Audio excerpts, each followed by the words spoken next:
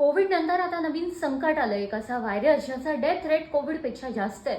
हा व्हायरस म्हणजे हॅन्टा virus. Atlantic महासागरात एमव्ही ओंडियस या क्रूज शिपवर या व्हायरसचा आउटब्रेक झालाय. यामुळे काही लोकांचा मृत्यू सुद्धा झालाय. म्हणून सोशल मीडियावर लोकांना वाटतंय की हा कोविड पार्ट 2 तर नाहीये ना. हॅन्टा व्हायरस माणसांमधून नाही तर उंदरांमधून पसरतोय. उंदरांची विष्ठा, लघवी किंवा त्यातून तयार झालेली धूळ श्वासातून शरीरात गेली तर इन्फेक्शन होऊ शकतं. सुरुवातीला साधा ताप, अंगदुखी, थकवा अशी लक्षणं दिसतात, पण काही दिवसातच हा व्हायरस फुफ्फुसांवर आणि किडनीवर गंभीर परिणाम करू शकतोय. सर्वात धक्कादायक गोष्ट म्हणजे काही प्रकारांमध्ये याचा मृत्यूदर 40 ते 50% पर्यंत जाऊ शकतो. म्हणजेच कोविडपेक्षा खूप जास्त डेडली.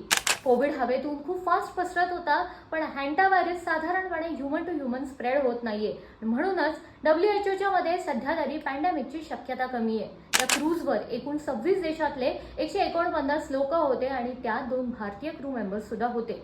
WHOने 12 देशांना रेड अलर्ट जारी केलाय, कारण या शिपवरचे काही संशयित प्रवासी त्या देशात परतलेत. कोणताच देश या शिपला आपल्या किनाऱ्यावर येऊ देत नाहीये. आणि सगळ्यात महत्त्वाचं म्हणजे यावर स्पेसिफिक मेडिसिन्स नाहीत, अँटीव्हायरस नाही, वॅक्सिन नाहीये आणि त्यामुळे काही केसेसमध्ये ICU पर्यंत लोकांना जावं लागतंय.